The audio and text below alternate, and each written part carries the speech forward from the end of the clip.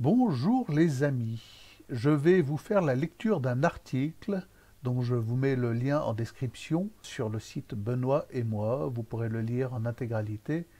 C'est un article d'un journaliste italien, Aldo Maria Valli, qui reprend point par point le message de Bergoglio pour la journée mondiale de la paix. Donc je commence l'article. J'ai lu avec tristesse et dépit le message de François pour la journée mondiale de la paix 2023, intitulé Personne ne peut se sauver seul, repartir du Covid-19 pour tracer ensemble des sentiers de paix. François écrit, il cite, Le Covid-19 nous a plongés dans la nuit noire, déstabilisant nos vies ordinaires, perturbant nos projets et nos habitudes, bouleversant l'apparente tranquillité des sociétés les plus privilégiées, générant désorientation et souffrance, causant la mort de beaucoup de nos frères et sœurs. Le journaliste reprend Je suis désolé, Votre Sainteté, mais ce n'est pas le Covid qui a fait cela.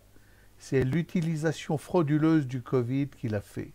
C'est la manière erronée de le traiter qui l'a fait, malgré les avertissements lancés immédiatement par certaines voix et qui sont restés lettres mortes. C'est l'utilisation du Covid à des fins sociales et politiques qui l'a fait. Vous poursuivez. Donc il cite à nouveau Bergoglio. Plongé dans le tourbillon de défis soudains et dans une situation qui n'était pas entièrement claire, y compris d'un point de vue scientifique, le monde de la santé s'est mobilisé pour soulager la douleur de nombreuses personnes et tenter d'y remédier, tout comme les autorités politiques qui ont dû prendre des mesures majeures en termes d'organisation et de gestion de l'urgence. M. Valli reprend Je suis désolé, Votre Sainteté, mais pour certains, la situation était claire dès le départ. Les mesures prises, tachipirine, doliprane et attente vigilante, hospitalisation forcée, incapacité et refus d'assurer les soins à domicile, ont été immédiatement dénoncées par certains comme erronées et criminelles.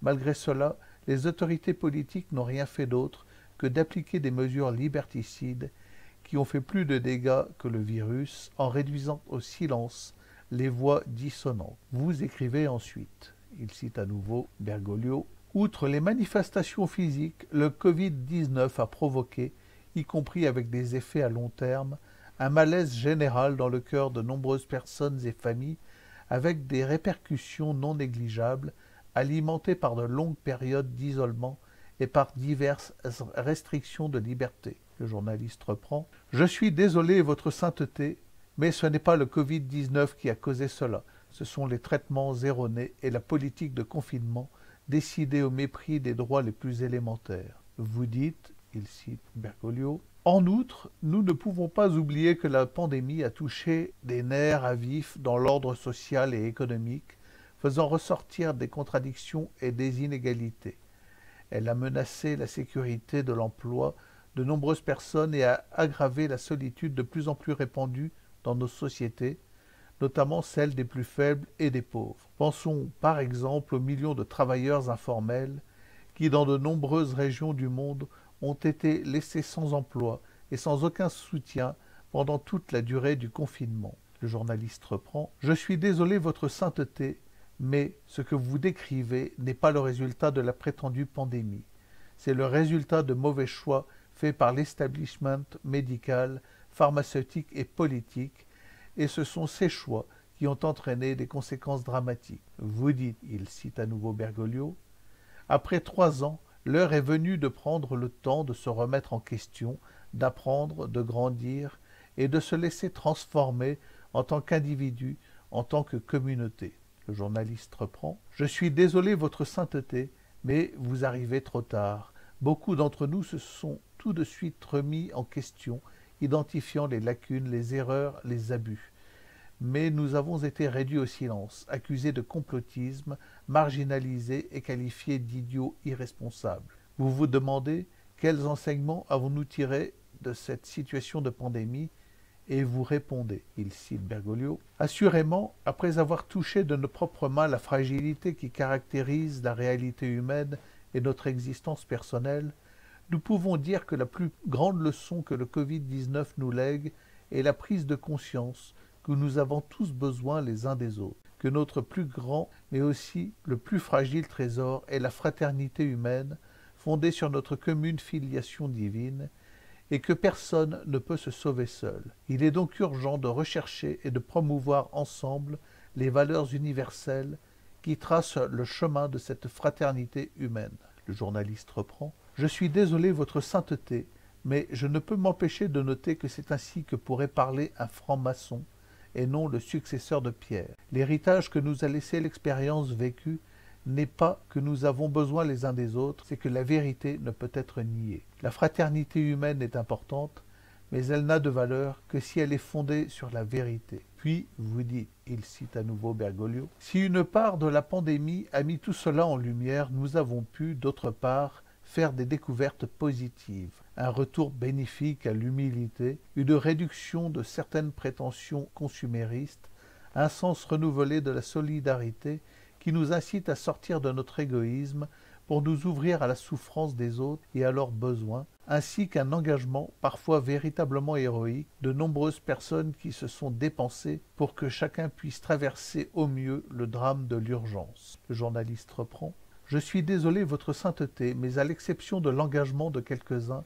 ce que vous appelez la réduction des prétentions consuméristes a été un appauvrissement mortel. Beaucoup de personnes se sont retrouvées au chômage, chassées du jour au lendemain parce qu'elles n'ont pas voulu céder à la narration dominante, alimentée inconsidérément par vous. » Vous poursuivez en écrivant, il cite Bergoglio, « De cette expérience est née une conscience plus forte qui invite chacun, peuples et nations, à remettre le mot « ensemble » au centre, car c'est ensemble, dans la fraternité et la solidarité, que nous construisons la paix, que nous assurons la justice, que nous surmontons les événements les plus douloureux. » Le journaliste reprend. « Je suis désolé, votre sainteté, mais le mot à remettre au centre est un autre, c'est le mot vérité. La vérité qui a été foulée aux pieds par la pensée autorisée, par la censure appliquée à ceux qui pensent différemment, par la persécution subie par tous ceux qui, avec un esprit clair, ont tenté d'expliquer la réalité des faits sans céder à la propagande basée sur la terreur. Vous parlez de groupes sociaux, d'institutions publiques et privées, d'organisations internationales qui, en laissant de côté les intérêts particuliers, là, 3 points d'exclamation, ont relevé le défi. Je suis désolé, votre sainteté, mais ce n'est pas le cas. De nombreux acteurs au niveau politique et scientifique, national et international, n'ont fait que répandre la terreur à deux mains afin de cultiver des intérêts particuliers et peu nobles, le contraire de ce que vous prétendez. Puis vous parlez de la guerre en Ukraine et dites que cette guerre, ainsi que tous les autres conflits dans le monde, représente une défaite pour l'ensemble de l'humanité et pas seulement pour les parties directement impliquées. Je suis désolé, votre sainteté, mais une fois de plus, vous ignorez la véritable victime qui est encore la vérité. Cette guerre est née sur le terrain du mensonge et de la mystification, et ce n'est pas l'humanité entière qui en sort perdante. C'est la vérité et l'honnêteté intellectuelle qui en sortent perdantes. Vous dites dans des phrases au contenu générique et superficiel, il cite Bergoglio, « Nous ne pouvons plus penser seulement à préserver l'espace de nos intérêts personnels ou nationaux, mais nous devons nous penser à la lumière du bien commun avec un sens communautaire, c'est-à-dire comme un nous ouvert à la fraternité universelle. Nous ne pouvons pas chercher uniquement à nous protéger nous-mêmes, mais il est temps que nous nous engagions tous pour la guérison de notre société et de notre planète, en créant les bases d'un monde plus juste et plus pacifique, sérieusement engagé dans la poursuite d'un bien qui soit vraiment commun. » Le journaliste reprend. « Je suis désolé, votre sainteté, mais encore une fois, il y a une forte odeur de pensée maçonnique ici. La guérison s'obtient à une condition, se convertir à Dieu, mais pas à un Dieu indistinct, au Dieu dont les commandements sont gardés par l'Église catholique et enseignés par une doctrine juste. Vous dites également que nous sommes appelés à relever les défis de notre monde avec responsabilité et compassion. Excusez-moi, votre sainteté, mais je me demande comment vous pouvez parler de compassion après avoir cédé au récit dominant, en imposant le vaccin comme un acte d'amour et en criminalisant ceux qui n'ont pas joué le jeu. Je laisse de côté les appels finaux à agir pour la paix à prendre soin de manière concertée de notre maison commune, à mettre en œuvre des mesures claires et efficaces pour faire face au changement climatique, à accueillir et intégrer en particulier les migrants et ceux qui vivent comme des rejetés dans nos sociétés. Voyez-vous ici des personnes rejetées, il y en a beaucoup, mais ce ne sont pas les migrants. C'est nous tous qui n'avons pas succombé à la pensée unique et qui avons été rejetés, même par notre propre Église. Je suis désolé, votre sainteté, mais au lieu de lancer des appels génériques au nom du politiquement correct, vous devriez vous excuser d'avoir alimenté la discrimination, de ne pas avoir défendu la vérité et d'avoir contribué d'une manière irresponsable à mettre le dieu vaccin sur l'autel.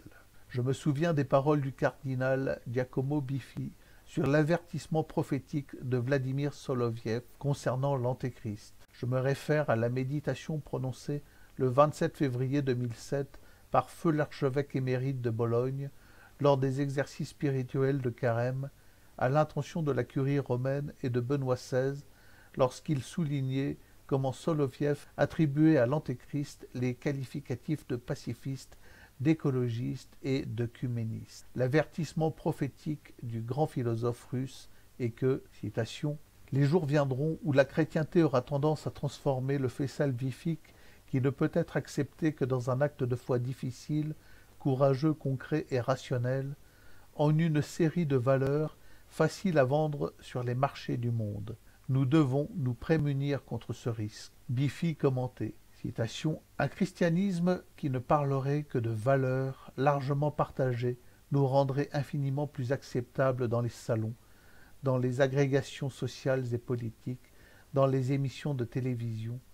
Mais nous ne pouvons et ne devons pas renoncer au christianisme de Jésus-Christ, le christianisme qui a pour centre le scandale de la croix et la réalité bouleversante de la résurrection du Seigneur. » Le journaliste reprend. « Je suis désolé, votre sainteté, mais votre discours de la journée de la paix ressemble vraiment trop au sermon de l'antéchrist humaniste imaginé par Soloviev.